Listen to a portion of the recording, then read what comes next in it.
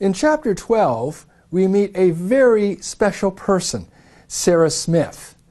Up to this point, we've met different bright people, or solid people as they're called, but in this chapter and the next one, Lewis intends to draw out and show the glory of the glorified soul, that the other bright people and solid people have mostly been there almost as foils for the ghosts that they are talking to. They're almost there to sort of draw out what's wrong with them. What is it that God, as it were, would say to them, and how do they respond to that? But in this chapter and the next one, we see the greatness of these souls, and Lewis is helping us to understand how it is that somebody who's perhaps very ordinary in this life, and but yet very faithful, would be great and glorious in the next life. Now, some things that perhaps we should address first. Many readers are puzzled by the tragedian. They're puzzled by this tragic actor. This is a kind of a strange device. Who is this guy?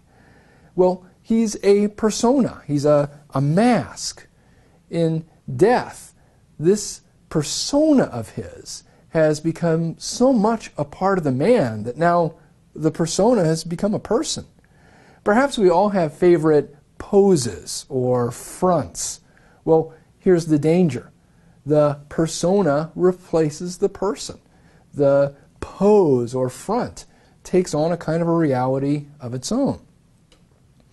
What's wrong with this man such that he's dwarf-like and now the persona is enormous?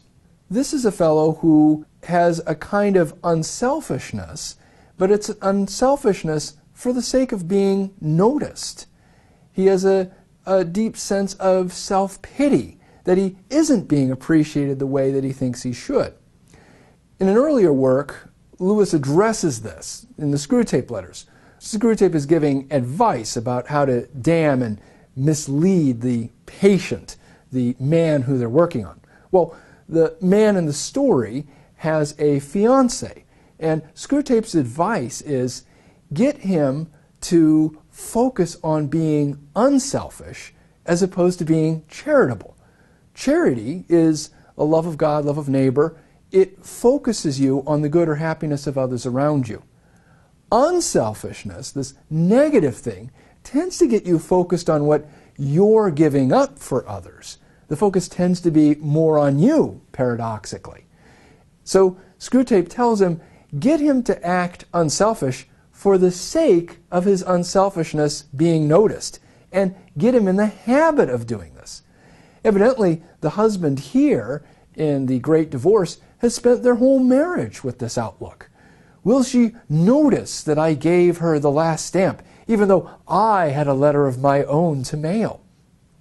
Sarah Smith herself admits to her husband that her love for her husband on earth had an impurity to it, that there was mixed in with the good parts of her love for him, this craving to be loved. In the Four Loves, Lewis talks about the difference between gift love and need love. Gift love is where you do good for the other, and it may or may not redound to you. It may not something that it may not be something that you ever see or benefit from. Whereas need love is the love that emerges from the fact that we are naturally needy. And we can never love with pure gift love. We are naturally needy beings. Need is not bad. Humans have needs. But what it can do is lower and lessen the good that we're able to will for others, which is the very heart of love. Lewis offers us no predictable villains. When you think about Dante's Divine Comedy, when you think about the Inferno, there are these great sinners, resplendent sinners in their wickedness. And the sinners, the damned that we see in the Great Divorce, are not exactly of that kind of stature. Likewise, we have now a saint that's an unexpected saint. This is not the kind of saint that would show up in Dante's Paradiso, not somebody who's set up a religious order like St. Francis or St. Dominic, not somebody who's a great martyr or a great celibate. But evidently this is an ordinary woman who lived a life of extraordinary sanctity. And this sanctity radiated all around her. Sarah Smith is an example of, if you like, a kind of middle class or ordinary sanctity. And it provides a kind of a contrast or complement to all the middle class ordinary sin that we've seen so far with the various characters. A few years before Lewis wrote The Great Divorce, he gave a sermon in which he addressed the afterlife. It's under the title, The Weight of Glory.